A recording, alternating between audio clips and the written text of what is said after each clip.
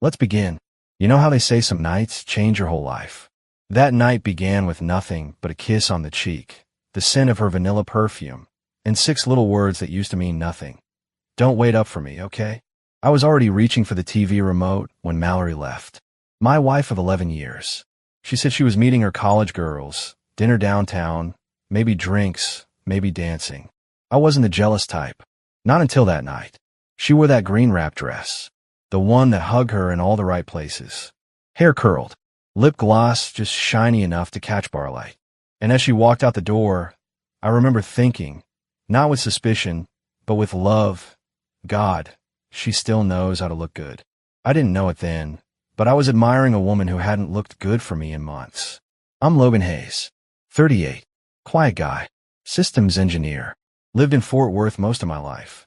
My marriage wasn't perfect, but I thought we were solid, stable. We had routines, inside jokes, a golden retriever, Saturday pancakes, and a photo frame in our hallway that read, "Forever isn't long enough." Funny how you never see the cracks forming until you fall right through one. That night, Mallory didn't post anything on her social media. That may not sound like a big deal, but it was. She always posted her meals, her drinks, her friends, little boomerangs of her clinking glasses or laughing in dim lounges. That night, silence. No photos, no stories, no check-ins, just blank space. At 1:17 a.m., I was still on the couch, scrolling old texts between us, ones I didn't even know I missed. Things like, "Miss your face already," or "Don't forget our anniversary reservation." I stared at my phone for minutes before I gave in and opened our shared Verizon account. I shouldn't have. I know, but I did. And there it was. A name I didn't recognize, Gavin or Dut, popping up every other hour in her logs. Dozens of texts. Regular. Personal. Private. At 1:26 a.m., I tapped into my own guilt and told myself I was overthinking. Maybe it was a work friend, or a cousin, or some innocent thread I was blowing up in my head. But my gut was already twisting like barbed wire.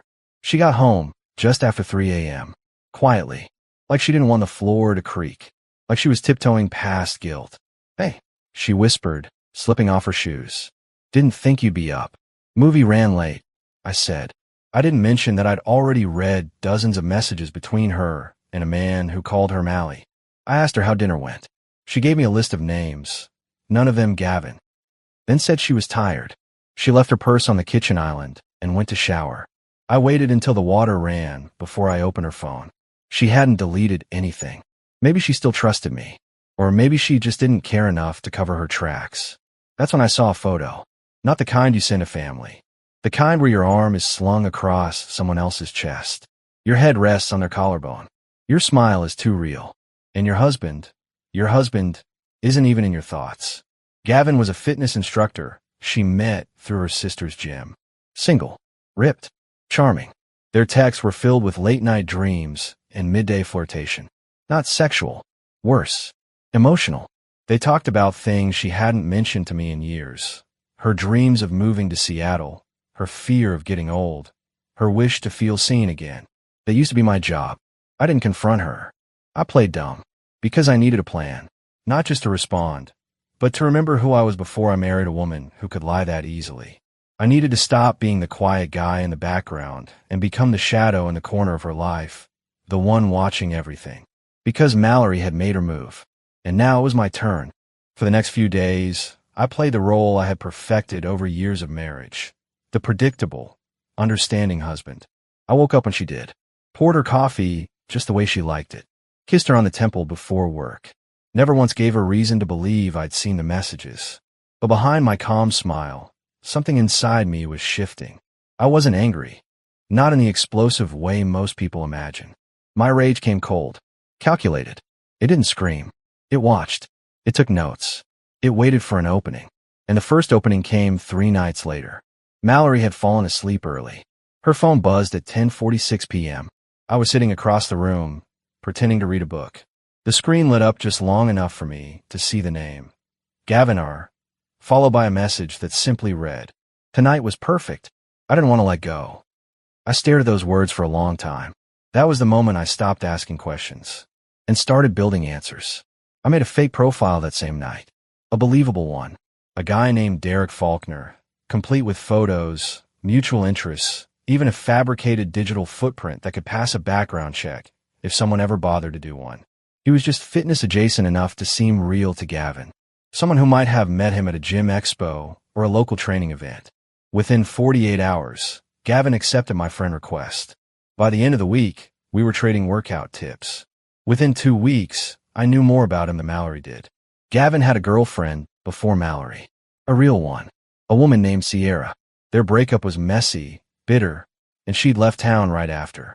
But what Gavin didn't know was that Sierra had once written a tell-all blog post, detailing everything from his manipulative ways to his habit of bragging about confidential client info, including some financial schemes he ran under the table.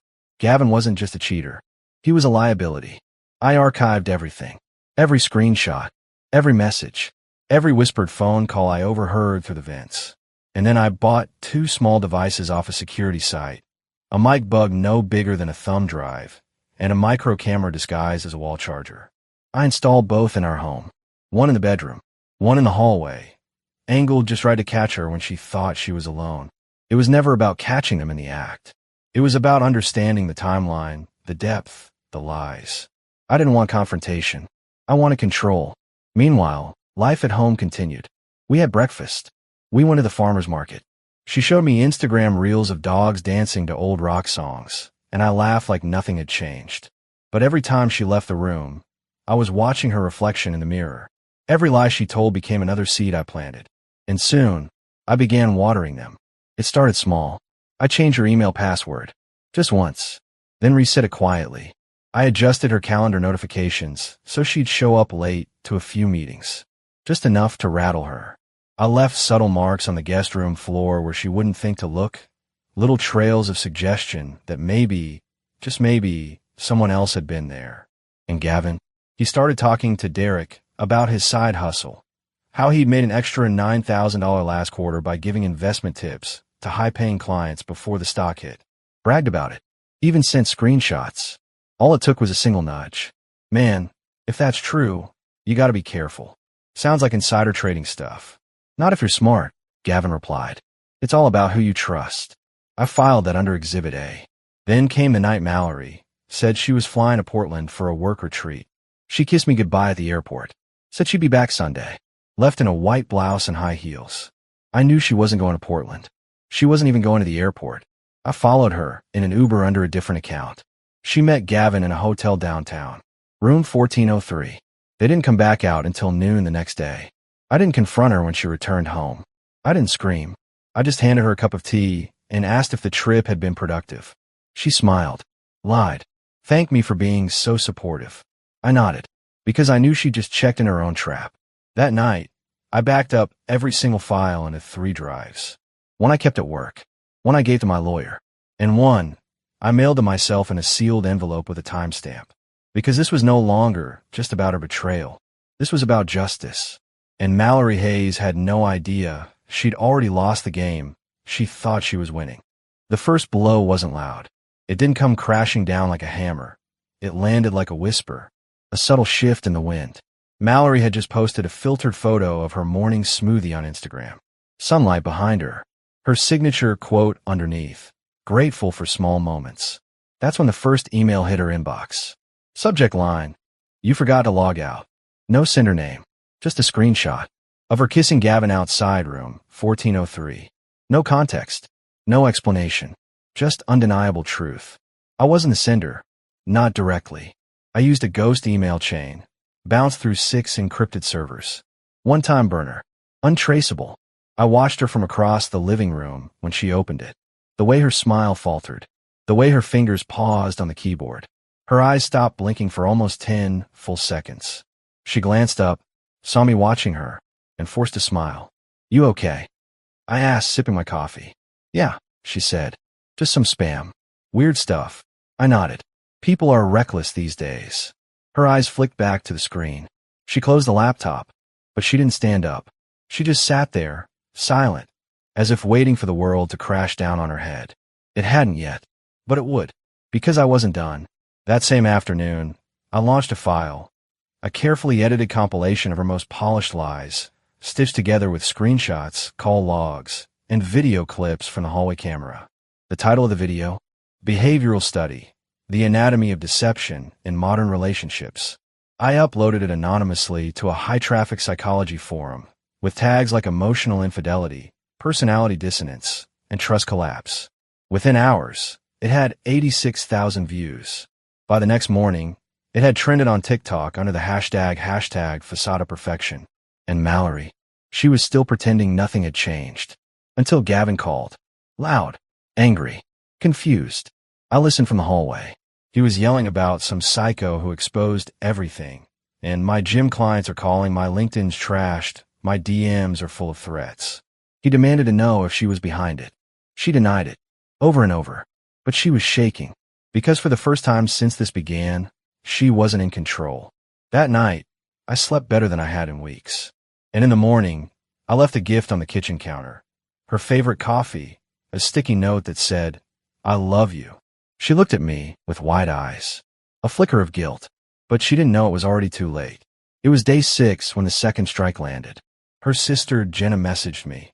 "Logan, are you okay? What's going on?" She'd seen the video. She didn't know it was Mallory, but she suspected. I responded with something vague, something kind, something that would plant just enough doubt. And then I sent a second package. This time, to Gavin's employer.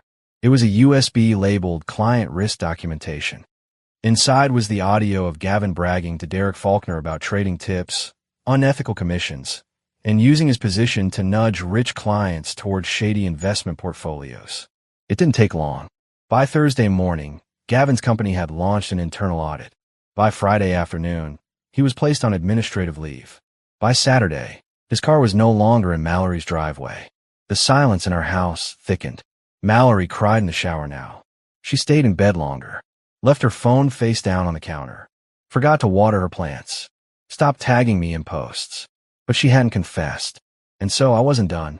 Because this wasn't just about Gavin. It was about the woman who'd looked me in the eyes after 11 years of marriage and said, "Don't wait up," like it meant nothing. So I prepared the final act. I filed for divorce.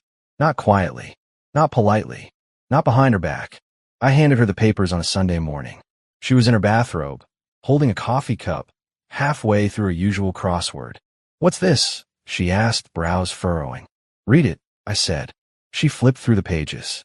Slowly, like her hands didn't want to believe what her eyes were reading. When she reached the part about fault-based petition due to infidelity, breach of marital trust, and documented betrayal, her lip trembled. "You're ending it?" she whispered. "No," I replied. "You ended it. I'm just turning the lights off." Mallory didn't speak for almost 2 minutes.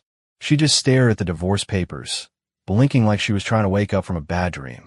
And I didn't say a word. That silence, it was louder than shouting. When she finally did speak, her voice cracked. "Logan, can't we talk about this first? This doesn't have to happen like this. We can fix it." I tilted my head. "Did you ask Gavin that? When you were in his hotel room, did you tell him we could fix this?" Tears spilled down her cheeks. "But guilt isn't a currency you can spend after you've burned the house down." She begged me not to do this publicly. Said she'd end it. That she made a mistake. That she still loved me. I almost believed her. Almost. But I'd seen the footage. Her smile when she texted him. The softness in her voice when she said, "I wish I met you sooner." You don't say that when you're just confused. You say that when you've decided someone else is your new future. And now, her future had evaporated. She didn't know that I'd already closed every joint account. That I'd transferred our savings months ago into a secure fund under my name. Set up back when her lies first started to smell different. I used her login to move the last pieces. Her phone still had the password saved in the cloud. She'd written it once in a notes app and forgot to delete it. I didn't even need to hack her. She handed me the key. And then came the family email. Subject line, "Your daughter, your friend, the truth." Inside, a 10-minute private video. A montage. Clips of her whispering Gavin's name while staring at her phone. Her tearful calls to him. The blurry selfie of them half-dressed in a hotel mirror. No graphic content. Just truth, sharpened like glass. I didn't post this one online. I sent it directly. To her dad, the church elder. To her sister, the social media coach. To her yoga instructor, her colleagues, her book club friends, and even her favorite charity board, where she was a regular donor. Mallory didn't just lose her reputation. She lost her identity. The woman who had spent years crafting a persona of elegance, discipline, loyalty, and warmth was now nothing more than a trending cautionary tale. Her father called her a disgrace during Sunday service. Her sister blocked her, scrubbed every photo they'd ever taken together, and reverted to her maiden name. Her yoga studio suspended her indefinitely. Violations of our ethics code, they said. We cannot associate with deceptive behavior. And Gavin, let's just say his insider trading conversation made it to the right inboxes. The SEC opened an investigation. Quiet first, then very loud. A week later, Gavin's personal accounts were frozen. 2 weeks later, federal agents knocked on his door. He was indicted on multiple counts of fraud. From what I hear, his lawyer tried to bargain down to 4 years. But someone leaked the recordings to the media. And that someone was me. Now, let's talk about what mattered most. Not the money. Not the house. Not even the divorce. No, the most satisfying revenge came from the court ruling. You see, Mallory had once laughed at the prenup. Back when we were young and stupid in love, she signed it without even reading the fine print. Like I'd ever cheat on you, she giggled. That sentence aged like milk. The judge reviewed every file, every log, every frame of video and timestamp call. And by the end of it, there wasn't a single doubt. She had destroyed the marriage. Not me. So I got everything. The house, the dog, the vehicles, even her grandmother's antique necklace. Mallory's one sentimental keepsake was deemed community property. I sold it and donated the money to a nonprofit for emotional abuse survivors in her name. The charity posted a thank you video, tagging her. The comments section exploded. Mallory moved in with an old friend in the next county.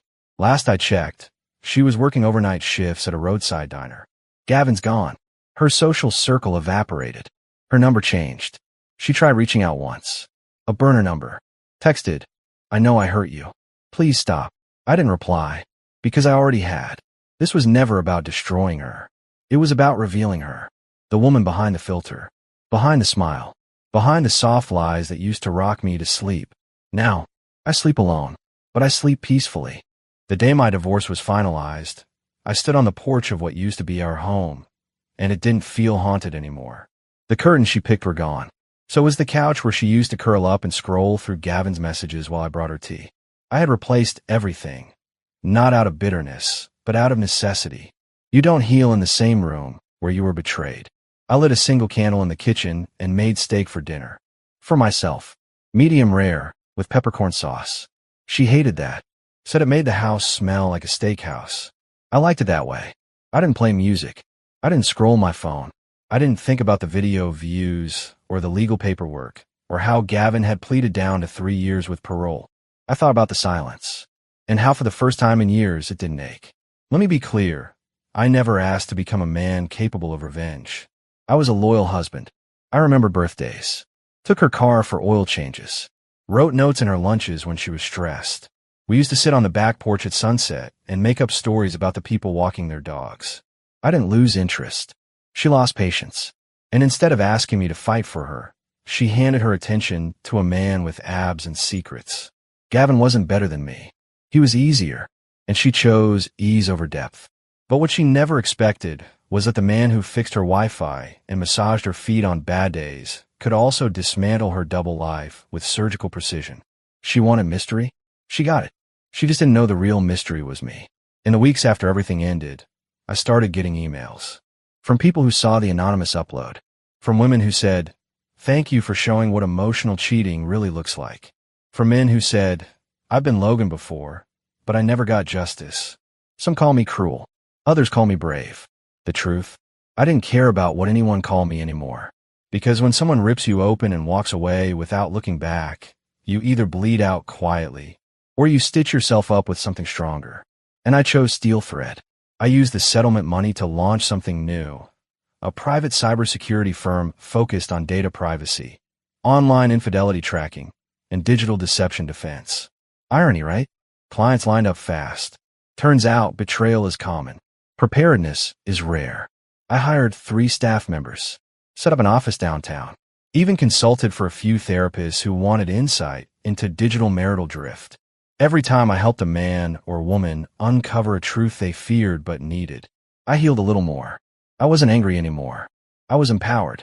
Mallory tried to reach out one last time. A handwritten letter. The envelope arrived on a cold Thursday. No return address. Just my name, Logan Hayes, written in that looping script I'd memorized over years of anniversary cards and holiday tags. I didn't open it. I burned it in the fireplace. Because closure doesn't come from their apology. It comes from the moment you stop needing one. I won't say I came out of this clean. There were dark days. Nights when I questioned everything. Even myself. But I never crossed the line. I exposed the truth. And if the truth destroyed her, then she was the one who built her world on something that couldn't survive daylight. Me? I built mine again from scratch. This time, on solid ground. With stronger walls. And no doors left unlocked. So if you're watching this now, wondering if staying quiet is the high road, let me ask you something. What's the point of a high road if you're the only one bleeding on it? You don't have to scream. You don't have to break things. You just have to be smarter than the lie, colder than the betrayal, and patient enough to watch it all collapse exactly how it was always meant to.